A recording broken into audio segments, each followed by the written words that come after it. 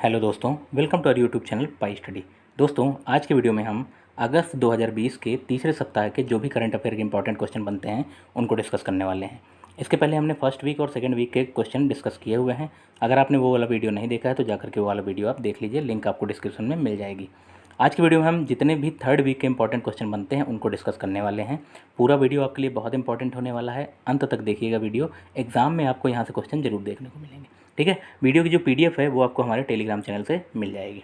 देखते हैं हमारा आज का पहला क्वेश्चन क्या है। हमारा आज का जो पहला क्वेश्चन है वो ये है कि हाल ही में किस शहर के दो ओवरब्रिजों का नाम स्वर्गीय अरुण जेटली जी के और स्वर्गीय सुषमा स्वराज जी के नाम पर रखा गया है। ठीक है, तो अहमदाबाद जो कि गुजरात में है वहाँ पे अभी 5 ब्रिजों का निर्माण हुआ है। 5 ब्रिज का निर्माण हुआ है, जिसमें से 2 ब्रिज आपके लिए बहुत ज़्यादा इंपॉर्टेंट होने वाले हैं, क्योंकि उनका जो नामकरण किया गया है वो हमारे former finance minister Arun Jaitley ji के नाम पर और फार्मर फॉरेन मिनिस्टर मतलब विदेश मंत्री सुषमा स्वराज जी के नाम पर रखा गया है। ठीक है, सुषमा स्वराज जी का और अरुण जेटली जी का 2019 अगस्त में क्या हो चुका था, निधन हुआ था। ठीक है, और उनको याद करने के लिए उनका नाम जो है ब्रिज का नाम जो है उनके नाम पर रखा गया है। अरुण जेटली के नाम पर अभी पिछले साल ही फिरोज़ शाह कोटला, दिल्ली में एक स्टेडियम है फिरोज़ शाह कोटला, उसका भी नाम अरुण जेटली स्टेडियम रखा गया था, जो कि क्रिकेट स्टेडियम है। इसको भी आपको याद रखना है। इसके अलावा गुजरात के गांधीनगर में एक सिटी है जिसको गिफ्ट सिटी बोलते हैं। गिफ्ट सिटी में HSBC ने अपना एक यूनिट तैयार करी है, जिसको IFSC यूनिट, बैंकिंग की एक यूनिट है IFSC यूनिट, इसको लगाया है HSBC बैंक ने गुजरात के गांधीनगर में। गुजरात में ही आनंद ज़िले में अभी देश की पहली हनी लैब मतलब पहली हनी लैब खोली गई है गुजरात के आनंद ज़िले में। और जयपुर जो है जयपुर में विश्व का तीसरा सबसे बड़ा स्टेडियम बनेगा, क्रिकेट स्टेडियम जयपुर में। ठीक है, विश्व का सबसे बड़ा जो स्टेडियम है क्रिकेट का वो कहाँ है, अहमदाबाद में। अहमदाबाद के कहाँ, मोटेरा में। ठीक है, मोटेरा स्टेडियम अहमदाबाद का विश्व का सबसे बड़ा स्टेडियम है। और इसकी जो अभी उद्घाटन हुआ था अभी हाल ही में मार्च में, जब अमेरिका के राष्ट्रपति डोनाल्ड ट्रंप आए थे भारत की यात्रा में, उन्होंने ही इसका उद्घाटन भी किया हुआ था। अगला क्वेश्चन क्या है, हाल ही में भारतीय तटरक्षक बल के लिए एक अपतटीय गश्ती पोत को लॉन्च किया गया है, उसका नाम क्या है। भारतीय तटरक्षक मतलब इंडियन कोस्ट गार्ड ने एक पेट्रोलिंग के लिए एक पोत लॉन्च किया है, उसका नाम क्या है, सार्थक। ठीक है, सार्थक, जिसकी लंबाई क्या है 105 मीटर। इसको बनाया गया है मेड इन इंडिया प्रोजेक्ट के तहत, मतलब बाहर से नहीं बनाया गया है, इंडिया में ही बनाया गया है। किस प्रोजेक्ट के अंदर, मेड इन इंडिया प्रोजेक्ट के तहत। और बनाया किसने है, गोवा शिपयार्ड लिमिटेड ने। किसने बनाया है, गोवा शिपयार्ड लिमिटेड ने। क्लियर। इंडियन कोस्ट गार्ड की बात करूँ, इंडियन कोस्ट गार्ड जो है उसकी स्थापना कब हुई थी, 1978 में। हेडक्वार्टर कहाँ है, नई दिल्ली में है। और इसके जो महानिदेशक हैं करंट में, उनका नाम क्या है, के नटराजन। क्या नाम है, के नटराजन। तो ये बात भी आपको याद रखनी है। हाल ही में केंद्र सरकार ने रसद खरीद के नैतिक पहलुओं और कोविड-19 टीके के प्रशासन पर विचार करने के लिए किसकी अध्यक्षता में एक समिति का गठन किया है। ठीक है, कोरोना महामारी से सभी जूझ रहे हैं और सबको वैक्सीन का इंतजार है। और वैक्सीन जब आएगी तो उसको कैसे लोगों को बांटना है, उसका मैनेजमेंट कैसे करना है, उसका प्रोक्योरमेंट कैसे करना है, उसका कॉन्ट्रैक्ट कैसे देना है, राज्यों को कैसे बांटना है, लोगों को कैसे बांटना है, इसके मैनेजमेंट के लिए एक समिति बनाई है ना सरकार ने। और उसकी अध्यक्षता जो है वो कर रहे हैं आपके नीति आयोग के एक सदस्य हैं, जिनका नाम क्या है, डॉक्टर VK पाल। ठीक है, VK पाल जी की अध्यक्षता में गवर्नमेंट ने एक कमेटी बनाई है। क्लियर है। नीति आयोग की बात करूँ तो नीति आयोग की जो स्थापना हुई थी वो 1 जनवरी 2015 को हुई थी। कब हुई थी, 1 जनवरी 2015 को। और नीति आयोग के जो अध्यक्ष होते हैं वो कौन होता है, भारत का प्रधानमंत्री होता है। इस समय जो CEO हैं उनका नाम क्या है, अमिताभ कांत। ठीक है, ये बातें भी आपको याद रखनी है। इसके अलावा DK जैन जो हैं वो BCCI के ओम्बड्समैन हैं। क्या हैं, BCCI के ओम्बड्समैन हैं, मतलब लोकपाल हैं। और इनका कार्यकाल जो है 1 साल के लिए और बढ़ा दिया गया है।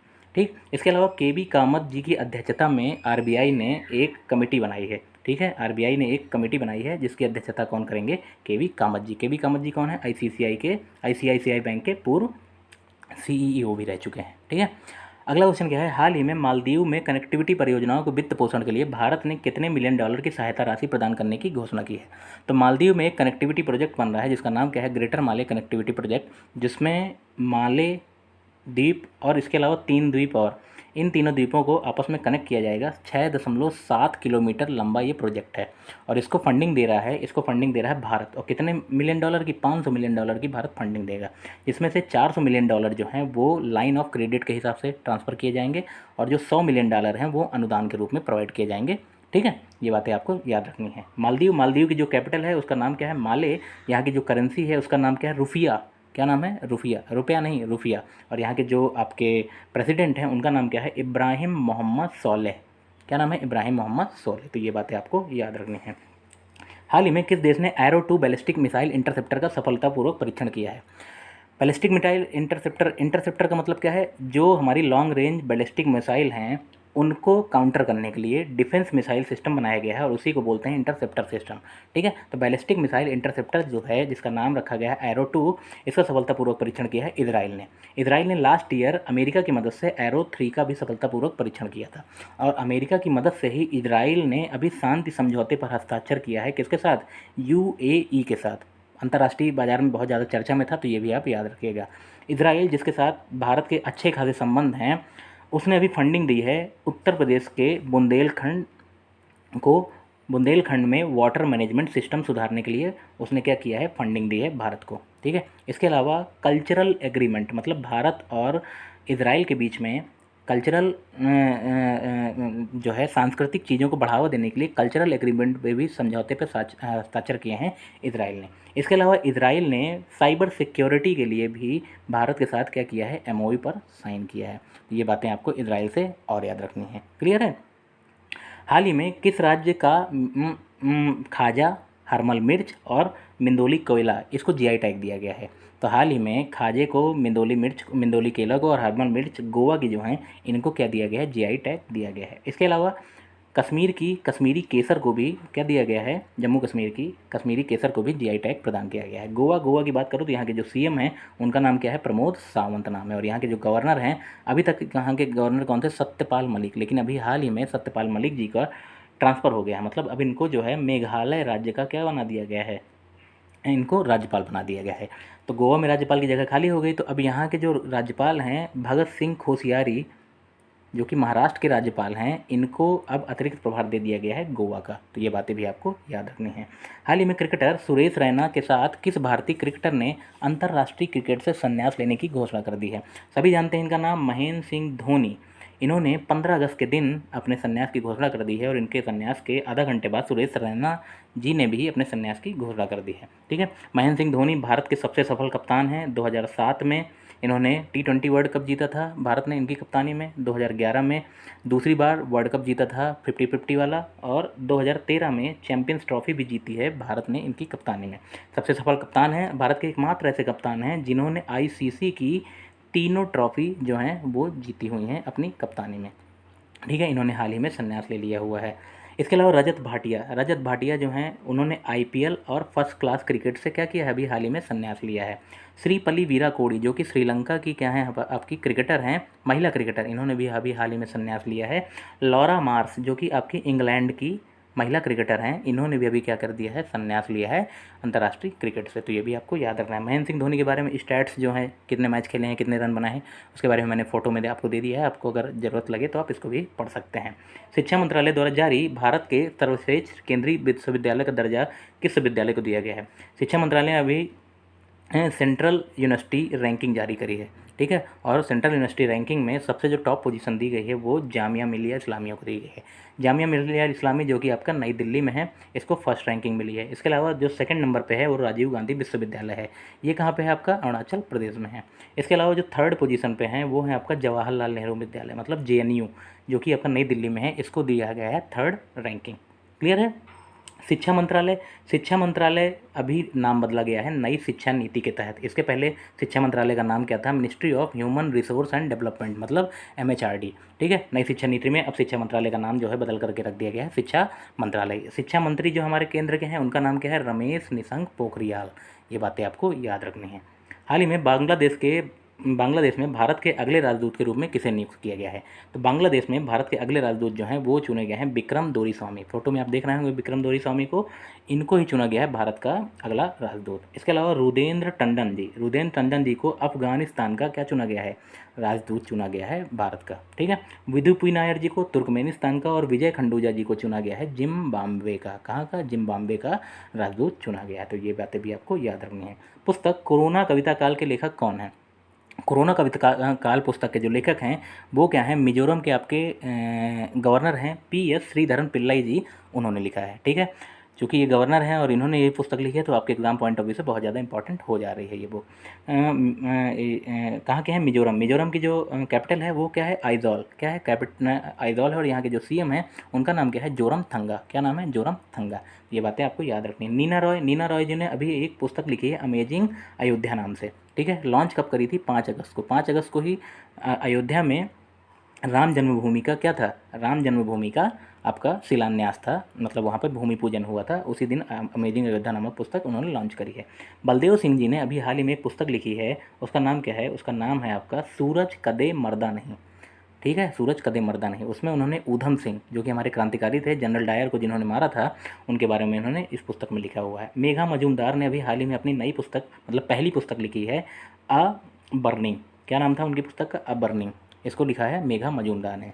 हमने बुक्स एंड ऑथर का एक वीडियो बना रखा है, सारी की सारी जितनी भी इंपॉर्टेंट बुक्स हैं उनको किसने लिखा हुआ है अपडेट करके हमने अभी कुछ दिन पहले ही वीडियो बनाया है। आप उस वीडियो को जा करके देख लीजिएगा, आपको सारी बुक्स 2020 की जो है इंपॉर्टेंट वो आपको याद हो जाएंगी, ठीक है। लिंक आपको डिस्क्रिप्शन में मिल जाएगा।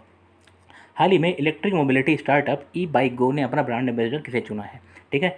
अमृतसर की ये स्टार्टअप कंपनी है ई बाइक गो, और इसने अपना जो एम्बेसडर चुना है वो चुना है हरभजन सिंह को। किसको? हरभजन सिंह। हरभजन सिंह जो है हमारे पूर्व भारतीय क्रिकेटर हैं, इनको ही चुना गया है, ठीक है। इसके अलावा रोहित शर्मा को ओकले ओकले एक कंपनी है जो कि स्पोर्ट आईवियर बनाती है, उसने अपना ब्रांड एम्बेसडर चुना है रोहित शर्मा जी को। सुरेश रैना और हरमनप्रीत कौर को एक कंपनी है WTF, जो कि ऑनलाइन गेमिंग प्लेटफॉर्म है, इसने अपना ब्रांड एम्बेसडर चुना है। तो ये ब्रांड एम्बेसडर ये भी आप याद रखिएगा। इसके अलावा रोहित शर्मा जी को राजीव गांधी खेल रत्न पुरस्कार मिलेगा 2020 का, तो ये भी आप याद रखिएगा, ठीक है। हाल ही में WHO की रिपोर्ट के अनुसार दुनिया भर में कितने % स्कूलों में हाथ धोने की समुचित सुविधा का अभाव है? मतलब दुनिया भर में 43% ऐसे स्कूल हैं जिसमें हाथ धोने की समुचित सुविधा ही नहीं है। WHO की रिपोर्ट में ये कहा गया है, ठीक है। WHO का जो हेडक्वार्टर है वो कहाँ है आपका? जेनेवा में है। इसकी जो स्थापना हुई थी 7 अप्रैल 1948 को हुई थी। कब हुई थी? 7 अप्रैल 1948 को। और 7 अप्रैल को ही विश्व स्वास्थ्य दिवस भी मनाया जाता है, ठीक है। WHO के इस समय जो करंट में डायरेक्टर जनरल है उनका नाम क्या है? टेड्रोस अधानम। क्या नाम है? टेड्रोस अधानम, ठीक है। और WHO की कार्यकारिणी समिति में, मतलब एग्जीक्यूटिव मेंबर की बोर्ड में भी भारत के भी मिनिस्टर जो हैं, जो हर्षवर्धन जो हमारे हेल्थ मिनिस्टर हैं, उनको भी शामिल किया गया है, ठीक है। ये बहुत इंपॉर्टेंट क्वेश्चन है, ये भी आप याद रखिएगा, ठीक। और WHO की अभी अमेरिका ने क्या की है? फंडिंग रोक दी है, ठीक है। और उसने आरोप लगाया है कि WHO जो है बायस्ड है, किसके लिए? चाइना के लिए। चाइना के लिए काम कर रहा है WHO, और उन्होंने क्या किया है? अमेरिका ने WHO की सारी फंडिंग रोक दी है, ये भी आप याद रखिएगा। हाल ही में ट्रैफिक सिग्नल पर महिला प्रतीक बनाने वाला देश का पहला शहर कौन बना है?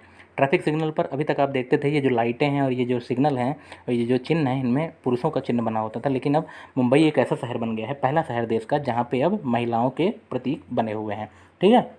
मुंबई है कहाँ पे? आपका महाराष्ट्र में है, ठीक है। महाराष्ट्र के जो आपके CM हैं उनका नाम क्या है? उनका नाम है उद्धव ठाकरे, और यहाँ के जो गवर्नर हैं उनका नाम है भगत सिंह कोश्यारी, ठीक है। भगत सिंह कोश्यारी को गोवा का अतिरिक्त प्रभार दिया गया है राज्यपाल का, ठीक। इसके अलावा महाराष्ट्र में आपकी एक झील है, कौन सी झील? लोनार झील, ठीक है। लोनार झील जो है उसका जो कलर है वो अभी सडन चेंज हो गया है करंट में आपका। इसको बहुत ज़्यादा इंपॉर्टेंट है ये झील, क्योंकि इसका जो कलर है अभी हाल ही में चेंज हो गया है। झील में होता है पानी, पानी का जनरली कलर होता है ब्लू, लेकिन इसका कलर क्या हुआ? पहले ग्रीन हो गया, अब इसका कलर चेंज होकर के रेड हो गया है। क्यों हुआ है? किसी को कारण नहीं पता चल पा रहा है, इसलिए करंट में बहुत ज़्यादा चर्चा में बनी हुई है ये झील, ठीक है। कहाँ पे है? महाराष्ट्र में। महाराष्ट्र की एक योजना है प्रोजेक्ट प्लैटिना, महाराष्ट्र सरकार ने शुरू किया था अभी हाल ही में प्रोजेक्ट प्लैटिना। किस लिए? कोरोना में प्लाज्मा थेरेपी से मरीजों को ठीक करने के लिए प्रोजेक्ट प्लैटिना भी शुरू किया है आपका महाराष्ट्र की सरकार ने, ये भी आप याद रखिएगा। हाल ही में अमृत योजना को लागू करने के मामले में शीर्ष स्थान पर कौन सा राज्य रहा है? अमृत फुल फॉर्म देख लीजिए, Atal mission for regeneration and urban transformation. इस योजना को लागू करने में जो सबसे टॉप पोजीशन पर स्थान रहा है वो उड़ीसा का रहा है। अमृत योजना 24 जून 2015 को शुरू की गई थी, ठीक है। 24 जून 2015 को शुरू हुई थी। इस योजना के तहत जो शहर हैं उनका सौंदर्यीकरण किया जाना है, ठीक है। उड़ीसा राज्य क्या है? शीर्ष स्थान पर है। उड़ीसा के जो CM हैं वो कौन है? नवीन पटनायक, और उड़ीसा के जो आपके गवर्नर हैं उनका नाम क्या है? गणेशी लाल माथुर, क्लियर है। ये बातें आपको याद रखनी है। और दूसरे नंबर पे कौन है? सेकंड नंबर पे है आपका चंडीगढ़, ठीक है। और थर्ड नंबर पे आपका कौन है? तेलंगाना, ठीक है। इनके अलावा सेकंड नंबर पे चंडीगढ़, थर्ड नंबर पे आपका तेलंगाना। उड़ीसा की कुछ योजनाएं हैं वो भी आप याद रखिए। उड़ीसा की एक योजना है सबुजा उड़ीसा। क्या नाम है? सबुजा उड़ीसा, बहुत इंपॉर्टेंट योजना है। बलराम योजना भी शुरू करने वाला राज्य कौन सा है आपका? उड़ीसा। इसके अलावा उड़ीसा की एक योजना है मधु बाबू पेंशन योजना, क्या नाम है? मधु बाबू पेंशन योजना। उसमें उड़ीसा ने की सरकार ने क्या बोला है कि अब ट्रांसजेंडर समुदाय के लोगों को भी इसमें शामिल कर लिया जाएगा। ठीक है, इतनी बातें आप और याद रखिएगा। भारत ने कहा है कि सड़क दुर्घटना के मौत के आंकड़े में शून्य का आंकड़ा वो कब तक पालेगा। ठीक है, सड़क दुर्घटना के मामले में भारत ने लक्ष्य रखा है कि 2030 तक जो सड़क में दुर्घटनाएं होती हैं उनका जो मामला आएगा वो शून्य हो जाएगा। कब तक? 2030 तक इन्होंने लक्ष्य रखा है। किसने? नितिन गडकरी जी ने अभी ये कहा है। नितिन गडकरी जी कौन है? हमारे जो मिनिस्टर हैं किसके? रोड ट्रांसपोर्ट एंड हाईवेज़ के।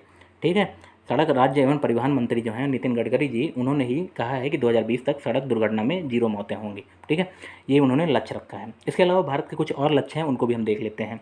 2023 तक भारत की इंडियन रेलवे ने लक्ष्य रखा है कि पूरी की पूरी तरह ये क्या हो जाएगी? इलेक्ट्रीफाइड हो जाएगी, मतलब पूरी की पूरी तरह अब विद्युत चालित हो जाएंगी भारत की प्रत्येक रेलवे। ठीक है, 2022 तक भारत जो है 175 गीगावाट रिन्यूएबल एनर्जी जो है वो प्रोड्यूस करेगा, और 2030 तक Bharat 450 gigawatt renewable energy produce करेगा 2030 तक। ये भी भारत के कुछ लक्ष्य हैं, इनको भी आप याद रखिएगा।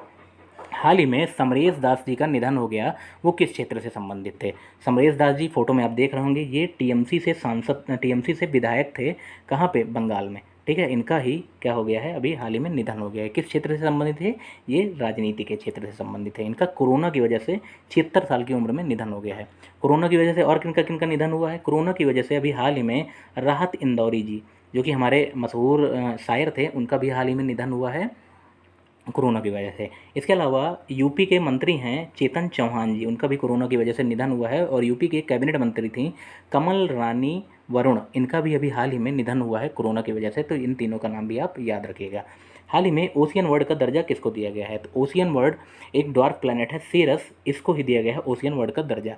नासा के वैज्ञानिकों ने खोज करी है कि इस प्लैनेट पर क्या है? एक महासागर है, और महासागर होने की वजह से उन्होंने इसको ओशियन वर्ल्ड का दर्जा दे दिया है। और इस किसको दिया गया है? इसको सीरस को। ठीक है, ड्वार्फ प्लैनेट है। हाल ही में सेंटर फॉर बायोफार्मा एनालिसिस मतलब सीबीए का उद्घाटन कहाँ किया गया? ये एक प्रकार की लैब है और इसका उद्घाटन किया गया है आपका पुणे में। ठीक है, किसके तहत? 2017 में एक मिशन चालू किया गया था, national biopharma mission. National biopharma mission के तहत ही इस लैब का क्या किया गया है? अनावरण किया गया। और इसको फंड कौन करेगा? इसको फंड करेगा डीबीटी। डीबीटी मतलब डिपार्टमेंट ऑफ बायोटेक्नोलॉजी। ठीक है, इसको फंडिंग करेगा। इसके अलावा एक बात और याद रखिएगा कि लाइफ साइंसेज बायोटेक्नोलॉजी पार्क भी अभी हाल ही में उद्घाटन हुआ है। कहाँ पे? बेंगलोर में। और इसकी जो लागत है वो कितनी है? 5,000 करोड़ रुपए की। ठीक है, बायोटेक्नोलॉजी से संबंधित है, तो मैंने इसमें आपको वो भी बता दिया, तो आप इसको भी याद रखिएगा। ठीक है, हाल ही में 3 मिलियन पाउंड की लागत के साथ भारत में नवाचार चुनौती कोष की शुरुआत किसने किया है? ठीक है, इनोवेशन को बढ़ाने के लिए 3 मिलियन पाउंड की लागत के साथ जो शुरुआत करी है वो किस देश ने करी है? वो ब्रिटेन ने करी है। ब्रिटेन ने भारत में कोरोना से और जलवायु परिवर्तन के ऊपर रिसर्च करने के लिए, ठीक है, कोरोना से जो चीज़ें हो रही हैं और जलवायु परिवर्तन जो हो रहा है, इनके बारे में शिक्षा के क्षेत्र में बढ़ावा देने के लिए और रिसर्च क्षेत्र में बढ़ावा देने के लिए भारत को 3 मिलियन पाउंड की सहायता दी है। ठीक है, इनोवेशन के लिए। ठीक है, ब्रिटेन की राजधानी क्या है? लंदन है। यहाँ की जो करेंसी है मैंने अभी बताया पाउंड है। ठीक है, और यहाँ के जो हमारे पीएम हैं उनका नाम क्या है? Boris Johnson. तो ये बातें आपको याद रखनी है। भारतीय रेलवे दुनिया का सबसे लंबा घाट पुल का निर्माण करने जा रहा है। सबसे लंबा घाट पुल का निर्माण करने जा रहा है, और ये किस राज्य में है? ठीक है, सबसे लंबा घाट पुल जो बनेगा वो आपका बनेगा मणिपुर में। ठीक है, हाइट कितनी होगी इसकी? 141 मीटर होगी, और इसकी जो लेंथ है वो कितनी होगी? 703 मीटर। सबसे लंबा घाट पुल है। ठीक है, ये आपको याद रखना है। और किस नदी के ऊपर बनना है? ये बनना है आपका इजाई नदी के ऊपर। कौन सी नदी? इजाई नदी के ऊपर। ठीक है, किस राज्य में? मणिपुर राज्य में। इसके अलावा इंडियन रेलवे के कुछ और पुल हैं, उनको भी आप याद रखिए। एक पुल है अंजी खात पुल। क्या नाम है? अंजी खात पुल, जो कि आपका जम्मू में बनेगा, और ये इंडियन रेलवे का पहला केबल वाला ब्रिज है। ठीक है, रोड में तो आपने केबल वाले ब्रिज देखे होंगे, लेकिन रेलवे में आपने केबल वाला ब्रिज नहीं देखा होगा। तो ये आपका पहला केबल वाला ब्रिज है अंजी खात पुल, जो कि बनेगा जम्मू में। इसके अलावा विश्व का सबसे ऊंचा ब्रिज बनेगा, जो कि चिनाब नदी के ऊपर बनेगा आपका। कहाँ? जम्मू में ही। ये भी भारतीय रेलवे बना रही है, तो ये भी आपको याद रखना है। इसके अलावा अगला क्वेश्चन क्या है? हाल ही में भारतीय क्रिकेटर थे पूर्व और मंत्री चेतन चौहान जी का निधन हुआ है, वह किस राज्य से थे? मैंने पीछे भी बताया था कि चेतन चौहान जी का निधन जो है कोरोना की वजह से हुआ है और ये बिलोंग करते थे आपके उत्तर प्रदेश राज्य से। ठीक है, उत्तर प्रदेश के जो सीएम हैं उनका नाम क्या है? योगी आदित्यनाथ। और यहाँ की जो गवर्नर है उनका नाम क्या है? आनंदीबेन पटेल, जो कि मध्य प्रदेश की भी गवर्नर हैं। ठीक है, इसके अलावा कुछ लोगों के और निधन हुए हैं, उनको भी आप याद रखिएगा। निशिकांत कामत जो कि फिल्म निर्माता थे, दृश्यम आपने फिल्म देखी होगी अजय देवगन की, उसमें उसका निर्माण किया था निशिकांत कामत जी ने, उनका 50 वर्ष की उम्र में निधन हो गया। इसके अलावा गोपाल स्वामी कस्तूरी रंगन जो कि पूर्व क्रिकेटर थे, इनका भी अभी हाल ही में क्या हुआ है? निधन हो गया है। पंडित जसराज जो कि हमारे शास्त्रीय संगीत के गायक थे, इनका भी अभी हाल ही में क्या हो गया है? निधन हो गया है। इनको भी आप याद रखिएगा। हाल ही में किस राज्य में पढ़ाई तुहार पारा योजना शुरू करने की घोषणा की है? ठीक है, पढ़ाई तुहार पारा योजना शुरू की है छत्तीसगढ़ सरकार ने। कोरोना की वजह से बच्चों की पढ़ाई पे बहुत ज़्यादा असर हुआ है, क्योंकि स्कूल तो बंद हैं, तो बच्चों की पढ़ाई नहीं हो पा रही। सभी राज्य क्या कर रहे हैं? ऑनलाइन पढ़ाई के ऊपर फोकस कर रहे हैं, लेकिन ऑनलाइन पढ़ाई संभव नहीं हो पा रही। क्यों? क्योंकि बच्चे ज़्यादातर जो हैं वो ग्रामीण एरिया से आते हैं, और ग्रामीण एरिया में मोबाइल की जो है वो अभाव है, और अगर मोबाइल है भी तो वो क्या है? मोबाइल में इंटरनेट नहीं है। ठीक है, तो इससे जो बच्चों की पढ़ाई है वो क्या हो जा रही है? वो बहुत ज़्यादा बाधित हो रही है। तो छत्तीसगढ़ की सरकार ने नई योजना शुरू की है, उसका नाम क्या है? पढ़ाई तुहार पारा। और पढ़ाई तुहार पारा में छत्तीसगढ़ की सरकार क्या करेगी? अब मोहल्ले में लाउड स्पीकर लगाएगी, और लाउड स्पीकर की मदद से बच्चों की पढ़ाई की जाएगी। पढ़ाई तुहार पारा का हिंदी अनुवाद ही क्या है? पढ़ाई आपके मोहल्ले तक। क्या मतलब है इसका? पढ़ाई आपके मोहल्ले तक। ठीक है, तो मतलब मोहल्ले में लाउड स्पीकर लगाया जाएगा, और लाउड स्पीकर की मदद से आपकी पढ़ाई की जाएगी बच्चों की। छत्तीसगढ़ के जो सीएम हैं उनका नाम क्या है? भूपेश बघेल। और यहाँ की जो गवर्नर हैं वो क्या हैं? अनसुईया उइके। कुछ बातें छत्तीसगढ़ से आप और याद रखिएगा। छत्तीसगढ़ में भारत की पहली ई लोक अदालत का भी पदार्पण किया गया था। ठीक है, और छत्तीसगढ़ में एक ज़िला है बीजापुर, क्या नाम है? बीजापुर, उसको नीति आयोग की डेल्टा रैंकिंग में टॉप पोजीशन मिली है। ठीक है, नीति आयोग की डेल्टा रैंकिंग में पहली पोजीशन मिली है छत्तीसगढ़ के बीजापुर को। इसके अलावा गोधन न्याय योजना छत्तीसगढ़ की सरकार ने शुरू की है, जिसमें 2 रुपये पर किलोग्राम की हिसाब से गोबर खरीदेगी सरकार। किससे? जो आपके फार्मर हैं उनसे। ठीक है, तो ये छत्तीसगढ़ की कुछ योजना है, ये आप याद रखिएगा। कृषि मंत्रालय के अनुसार जैविक खेती के तहत भारत जैविक क्षेत्र की संख्या के मामले में किस स्थान पर है? ठीक है, जैविक क्षेत्र की संख्या के मामले में भारत आपका 9th पोजीशन पे है। कौन सी पोजीशन पे है? 9th पोजीशन पे। जैविक खेती मतलब ऑर्गेनिक फार्मिंग में। ठीक है, ऑर्गेनिक फार्मिंग में भारत में जो फार्मर हैं, ठीक है, जो खेती करते हैं, फार्मर हैं, जो किसान हैं, अगर पूरे वर्ल्ड में देखा जाए तो ऑर्गेनिक फार्मिंग में भारत में सबसे ज़्यादा हैं। मतलब भारत ऑर्गेनिक फार्मिंग में फार्मर के हिसाब से अगर देखा जाए तो फर्स्ट नंबर पे है। कौन से नंबर पे? फर्स्ट नंबर पे, मतलब सबसे ज़्यादा फार्मर है। ठीक है, एक बात और याद रखिएगा ऑर्गेनिक फार्मिंग से, भारत का एक राज्य है सिक्किम। कौन सा? सिक्किम। सिक्किम देश का पहला ऐसा राज्य है जो पूरी तरह से ऑर्गेनिक फार्मिंग करता है। ठीक है, भारत का पहला ऐसा राज्य है जो ऑर्गेनिक फार्मिंग करता है, वो कौन सा है? सिक्किम। ठीक है, ये आप याद रखिएगा। हाल ही में मेघालय के नए राज्यपाल के रूप में किसे नियुक्त किया गया है? पीछे भी मैंने बताया था कि मेघालय के नए राज्यपाल बन गए हैं सत्यपाल मलिक जी। पहले ये कहाँ के थे? पहले ये थे आपके गोवा के, और गोवा से अब इनको शिफ्ट कर दिया गया है मेघालय में। अब गोवा के राज्यपाल अब कौन बने हैं? गोवा के राज्यपाल का अतिरिक्त प्रभार दिया गया है भगत सिंह कोश्यारी जी को। भगत सिंह कोश्यारी कहाँ के राज्यपाल हैं? ये हैं आपके महाराष्ट्र के राज्यपाल। ठीक है, ये बातें आपको याद रखनी है। हाल ही में नगर वन या शहरी वन योजना के कार्यान्वयन के लिए किस शहर का चयन किया गया है? शहरी वन योजना के लिए चयन किया गया है आपका ईटानगर का। ईटानगर क्या है? आपका अरुणाचल प्रदेश की राजधानी है। इसका ही चयन किया गया है नगर वन योजना के तहत। नगर वन योजना है क्या? नगर वन योजना क्या है कि नगर वन योजना में सरकार ने 5 जून 2020 को एक योजना शुरू करी, जिसका नाम रखा उन्होंने नगर वन योजना। और इसके तहत उन्होंने लक्ष्य रखा कि 2025 तक जो है 200 नगर वन या शहरी वन स्थापित किए जाएंगे। और शहरी वन होते क्या हैं? शहरी वन क्या है? शहर के बीच में आपको क्या है? प्लांटेशन करना है। लगभग 1 करोड़ बोल दिया, लगभग 1 एकड़ के एरिया में। ठीक है, 1 एकड़ के एरिया में प्लांटेशन करना है शहर के बीच में। ठीक है, इस योजना का नाम क्या दिया गया है? नगर वन योजना। और इसके लिए, इसके कार्यान्वयन के लिए शहर का चयन किया गया है, वो कौन सा है? ईटानगर। 5 जून को इसका उद्घाटन हुआ था, 5 जून को ये लॉन्च करी गई थी। 5 जून को ही मनाया जाता है विश्व पर्यावरण दिवस। ठीक है, कौन सा दिवस? विश्व पर्यावरण दिवस। और हमारे जो एनवायरमेंट मिनिस्टर हैं उनका नाम क्या है? प्रकाश जावड़ेकर जी। और उन्होंने एक शहरी वन स्थापित भी किया है सीएजी के कार्यालय के बाहर दिल्ली में। ठीक है। कंट्रोलर ऑडिटर जनरल के कार्यालय के बाहर एक शहरी वन का उद्घाटन भी किया है, ठीक है। अभी हाल ही में हमारे कंट्रोलर ऑडिटर ऑफ जनरल नए बने हैं, उनका नाम क्या है, गिरीश चंद्र मुर्मू, जो कि पहले जम्मू कश्मीर के उपराज्यपाल भी थे। इंडियन सुपर लीग ISL 2020-21 का आयोजन कहाँ किया जाएगा? इंडियन 2000 सुपर लीग जो कि एक फुटबॉल की प्रतियोगिता है, ठीक है, इसका आयोजन जो है वो किया जाएगा आपका गोवा में। कहाँ किया जाएगा? गोवा में, ठीक है।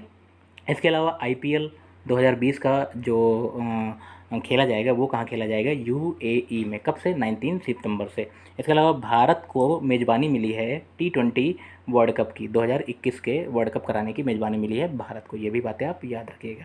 प्रतिवर्ष विश्व मानवतावादी दिवस मतलब वर्ल्ड ह्यूमैनिटेरियन डे कब मनाया जाता है? तो वर्ल्ड ह्यूमैनिटेरियन डे जो है वो मनाया जाता है शांति, शिक्षा और सद्भाव को बढ़ाने के लिए 19 अगस्त के दिन, ठीक है। इसके अलावा 19 अगस्त को वर्ल्ड फोटोग्राफी डे भी मनाया जाता है। कौन सा? वर्ल्ड फोटोग्राफी डे भी 19 अगस्त को मनाया जाता है। 9 अगस्त को मनाया जाता है international day for indigenous people, ठीक है। International day for indigenous people मनाया जाता है आपका 9 अगस्त को हर साल, ये भी आपको याद रखना इंपॉर्टेंट है। 12 अगस्त को 2 दिवस मनाए गए, वर्ल्ड यूथ डे और वर्ल्ड एलिफेंट डे, ठीक है, मतलब विश्व हाथी दिवस।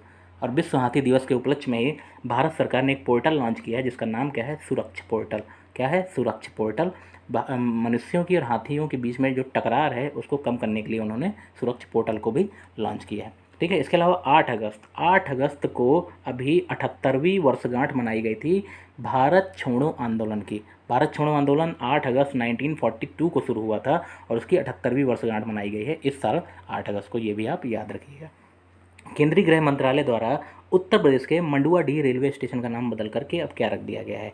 ठीक है, मंडुआडीह रेलवे स्टेशन का नाम चेंज करके अब रखा जाएगा बनारस रेलवे स्टेशन। केंद्रीय गृह मंत्रालय ने इसकी मंजूरी दे दी है। मंडुआडीह स्टेशन है, ठीक है, उत्तर प्रदेश का है, इसका नाम बदल करके रख दिया जाएगा बनारस रेलवे स्टेशन। बनारस मतलब वाराणसी। वाराणसी ही आपका क्या है? प्रधानमंत्री नरेंद्र मोदी जी की संसदीय क्षेत्र भी है, ठीक है। इसके अलावा 2 स्टेशन उत्तर प्रदेश के आप और याद रखिएगा। एक है आपका मुगल सराय स्टेशन, इसका नाम बदल करके पंडित दीनदयाल उपाध्याय जंक्शन रख दिया गया है। और इलाहाबाद जंक्शन का नाम बदल करके रख दिया गया है प्रयागराज जंक्शन। तो ये भी आप याद रखिएगा, ये भी उत्तर प्रदेश से रिलेटेड है। हाल ही में IPL 2020 के लिए शीर्षक प्रयोजन का अधिकार किसने जीत लिया है? शीर्षक प्रयोजन का मतलब स्पॉन्सरशिप। स्पॉन्सरशिप अभी IPL होने थे मार्च में, लेकिन कोरोना की वजह से क्या हो गया? कैंसिल हो गया। और उसी बीच जो है भारत और चाइना के बीच में विवाद चालू हो गया। पहले स्पॉन्सरशिप जो थी IPL की वो किसके पास थी? वीवो के पास, और वीवो है आपकी चाइनीज कंपनी। विवाद इतना बढ़ा कि लोगों ने इसका बायकॉट करना शुरू कर दिया और BCCI ने कैंसिल कर दी स्पॉन्सरशिप वीवो मोबाइल से। अब नई स्पॉन्सरशिप मिली है ड्रीम 11 को। क्यों? क्योंकि IPL जो हैं अब आयोजित होने जा रहे हैं 19 सितंबर से UAE में, और 222 करोड़ रुपए में, कितने में? 222 करोड़ रुपए में ड्रीम 11 को स्पॉन्सरशिप मिली है IPL की। IPL का ये कौन सा सीज़न है? ये है 14th सीज़न है। क्लियर? ये बातें आपको याद रखनी है। हाल ही में जारी अटल रैंकिंग में नवीन शैक्षणिक संस्थान के रूप में अपना शीर्ष स्थान किसने बनाए रखा है? अटल रैंकिंग में IIT मद्रास को टॉप पोजीशन मिली है। लास्ट ईयर भी इसको ही मिली थी, तो इन्होंने अपना शीर्ष स्थान बरकरार रखा है। क्लियर? IIT मद्रास है। IIT मद्रास के बारे में एक दो और बातें जान लीजिए। IIT मद्रास ने अभी ऑनलाइन BSc चालू की है। ऑनलाइन BSc का कोर्स चालू किया है किसने? IIT मद्रास ने। इसके अलावा बायोमिमिक्री का भी कोर्स चालू किया है किसने? IIT मद्रास ने, ठीक है। तो ये बातें भी आप याद रखिएगा मद्रास से। पुस्तक जो है फुल स्पेक्ट्रम इंडियाज वॉर्स 1972-2020 के लेखक कौन है? ठीक है, फुल स्पेक्ट्रम 1972-2020 इंडियाज वॉर्स के जो लेखक हैं अर्जुन सुब्रमण्यम। अर्जुन सुब्रमण्यम कौन है? एक्स वाइस मार्शल हैं हमारे, इन्होंने ही लिखी है ये वाली पुस्तक। क्लियर है? इसके अलावा कुछ पुस्तकें और याद रखिए जो इंपॉर्टेंट है करंट की। AK श्री कुमार जी ने एक पुस्तक लिखी है Mahavir, a soldier who never died. A soldier who never died, इस पुस्तक को ही लिखा है AK श्री कुमार जी ने। रस्किन बॉन्ड ने एक पुस्तक लिखी है अ सॉन्ग ऑफ इंडिया। क्या लिखा है? अ सॉन्ग ऑफ इंडिया, इस पुस्तक को लिखा है रस्किन बॉन्ड जी ने। स्टीफन किंग ने एक पुस्तक लिखी है, इसका नाम है इफ़ इट ब्लीड्स। क्या नाम है? इफ़ इट ब्लीड्स, इस पुस्तक को लिखा है स्टीफन किंग जी ने। ये सारी की सारी पुस्तकें जो हैं ये बहुत ज़्यादा इंपॉर्टेंट है आपकी करंट में। पुस्तकें और उनके लेखक वाला भी वीडियो हमने बना रखा है, आप जाकर के उस वीडियो को देख लें। जितनी भी 2020 की पुस्तकें हैं वो आपको उसमें मिल जाएंगी, जितने भी इंपॉर्टेंट है एग्जाम पॉइंट ऑफ व्यू से, ठीक है। इसके अलावा अगला क्वेश्चन जो है हमारा, शास्त्रीय और लोक कला अकेडमी का उद्घाटन हाल ही में कहाँ किया गया है? हाल ही में शास्त्रीय और लोक कला अकादमी का जो उद्घाटन है वो किया गया है आपका IIT खड़गपुर में। ठीक है।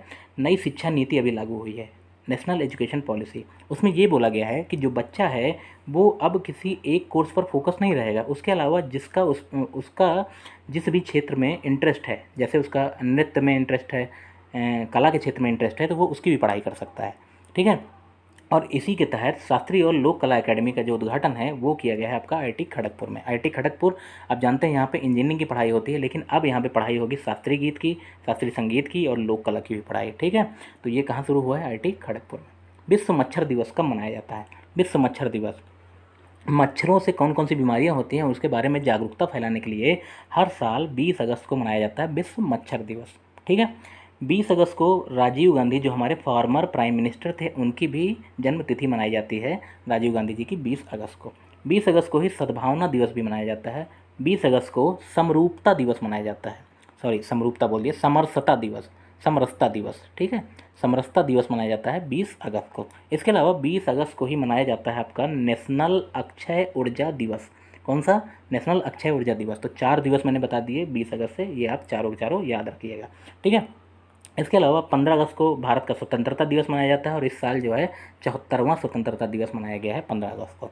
3 अगस्त को वर्ल्ड संस्कृत डे, मतलब विश्व संस्कृत दिवस मनाया गया है इस साल 3 अगस्त को। क्यों? क्योंकि इस साल जो 3 अगस्त था उस दिन पड़ा था रक्षाबंधन, और रक्षाबंधन के दिन ही मनाया जाता है वर्ल्ड संस्कृत डे। ठीक है। इस साल रक्षाबंधन पड़ा था 3 अगस्त को, तो वर्ल्ड संस्कृत डे 3 अगस्त को मना दिया गया। 7 अगस्त को आपका मनाया गया है हैंडलूम डे। ठीक है। मतलब हथकरघा दिवस मनाया गया है 7 अगस्त को, ये भी आप याद रख लीजिएगा। हाल ही में जारी digital quality of life science index, मतलब DQL 2020 के अनुसार 85 देशों में भारत की रैंकिंग कौन सी रही है? 85 देशों में भारत की जो रैंकिंग रही वो 57 नंबर पे रही है। पहले नंबर पे कौन सा देश था? पहले नंबर पे था आपका डेनमार्क। कौन सा देश था? डेनमार्क। और 85 देशों में 57वें नंबर पे कौन है? 57वें नंबर पे आपका भारत। इसमें कुछ पैरामीटर थे DQL में, कौन कौन से? इंटरनेट अफोर्डेबिलिटी आपके देश में कैसी है, इंटरनेट की क्वालिटी कैसी है, इलेक्ट्रॉनिक इंफ्रास्ट्रक्चर आपके देश में कैसा है, इलेक्ट्रॉनिक गवर्नमेंट कैसी है, और इलेक्ट्रॉनिक सिक्योरिटी आपके देश में कैसी है। इन सब पैरामीटर, मतलब 5 पैरामीटर के बेसिस पर रैंकिंग निकाली गई थी और भारत का स्थान इसमें 57वां रहा है। ठीक है। इसके अलावा कुछ रैंकिंग और हैं, मैं जो करंट में इंपॉर्टेंट वो आपको बता देता हूँ। भारत की रैंकिंग है एनिमल प्रोटेक्शन इंडेक्स में। एनिमल प्रोटेक्शन इंडेक्स में भारत की जो रैंकिंग है वो 2nd नंबर पे है भारत। ठीक है। 84th नंबर पे है हेनली पासपोर्ट इंडेक्स में। हेनली पासपोर्ट इंडेक्स में भारत कौन से नंबर पे है? आपका 84th नंबर पे। और सस्टेनेबिलिटी इंडेक्स, मतलब सतत विकास सूचकांक में आपका जो भारत है वो कौन से नंबर पे है? 77वें नंबर पे। ठीक है। तो ये भी आप याद रखिएगा। इसके अलावा हमने सूचकांक वाला वीडियो बना रखा है।